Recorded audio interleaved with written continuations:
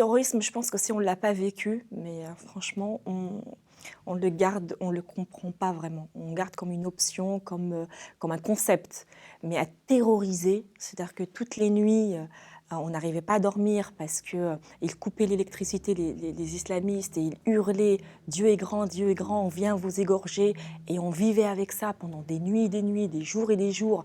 Et quand on sortait, on ne savait pas si on allait revenir. Donc, c'était la société, en tout cas les Algériens, étaient l'otage de ces criminels pendant des années et des années. Et donc tous les, entre guillemets, je veux dire, les personnes qui ne portaient pas les mêmes projets de société, ils allaient les éliminer. Et donc là, mon frère, en l'occurrence, le premier, et d'ailleurs quand ils l'ont tué, ils ont continué à tirer vers le haut, ils disaient on va revenir pour continuer à assassiner tous nos jeunes et tous les jeunes de notre quartier qui refusent d'adhérer à notre idéologie.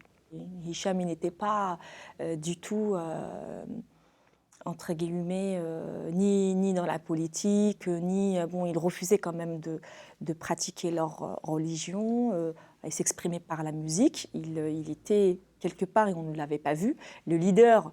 Et donc c'était leur danger, parce qu'eux, ils disaient que la chanson, la musique était illicite. Donc dans ce sens-là, il a été condamné, sans qu'on le sache. Parce que voilà. Et c'est par la suite qu'on a compris que, comme beaucoup de jeunes le suivaient toujours, avec sa guitare derrière le mur, et allait chanter des chansons d'amour et des chansons de toutes les langues, en anglais, en français, en arabe. Et donc c'était un danger pour eux.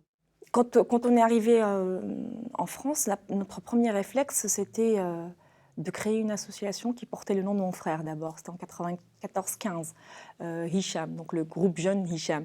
Et on a regroupé les Algériens exilés qui ont quitté l'Algérie pour des raisons similaires ou qui ont perdu ou pas un membre.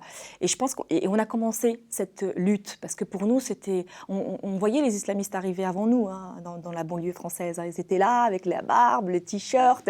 Et nous, on disait non, non, non, attention, nous aussi, on s'est fait avoir. Donc, on dénonçait ça. On était dans les quartiers, dans les lycées, dans les collèges, dans les MJC, dans les maisons de quartier.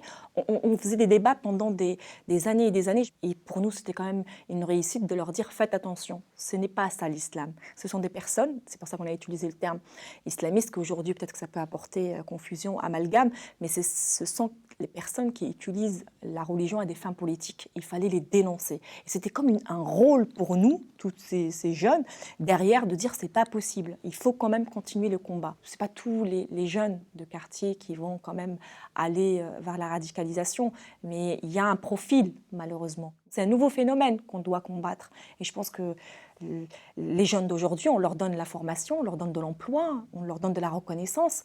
On peut les récupérer. Ils ne vont pas aller se faire exposer dans des pays qui ne sont même pas leur pays. Beaucoup d'Algériens ou beaucoup de victimes ne veulent pas rester dans ce statut de victime. On a été victime, certes, mais qu'est-ce qu'on doit faire aujourd'hui ? On doit changer les choses. Et pour changer les choses, il faut qu'on soit dans l'action. Et dans l'action, c'est intégrer des associations, d'intégrer des partis, pourquoi pas pour certains.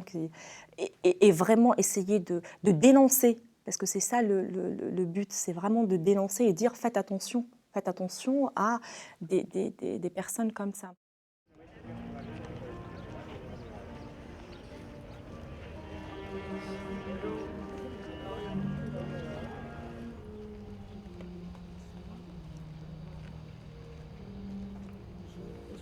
C'est extrêmement important de ne pas oublier, de commémorer nos victimes.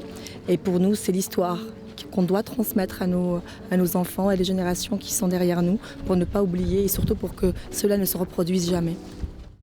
Les valeurs, et c'est pour ça que je me suis complètement reconnue dans cette association, parce que c'est vrai que beaucoup me posent la question entre mon parcours personnel et le mouvement Ni pute ni soumise, c'est les valeurs de la laïcité et l'égalité et la mixité. La laïcité, parce qu'en Algérie, nous avons réclamé la laïcité, la séparation du politique et du religieux. Mes slogans aussi, c'est la loi pour tous et la foi pour soi. Et quand on est sur la place publique, et bien là, c'est les lois de la République. Mais je pense que la mémoire est extrêmement importante. On doit rendre hommage, on doit se rappeler. Mais au-delà de rendre hommage, il faut que la justice prenne ses responsabilités. Il faut que l'homme politique aujourd'hui, en tout cas en Algérie surtout, parce que dans les autres mondes, on est reconnu. Moi, en tant que victime de terrorisme, je suis reconnue en France, je suis reconnue aux États-Unis, je suis reconnue partout, en Espagne, dans le monde entier. Malheureusement, sauf dans mon pays. Avoir le statut, oui, mais qu'il n'y a pas de reconnaissance, qu'il n'y a pas de justice, il n'y a pas eu de réparation possible. On ne peut pas l'oublier, ça c'est pas possible. Mais comment on le rend positif et comment on est dans l'action et comment on doit peut-être changer les choses, changer les regards. Parce qu'un témoignage, un écrit, ça peut aider d'autres à avoir des outils. Parce que c'est ce qui manque aujourd'hui, malheureusement, ce sont les outils pour s'en sortir.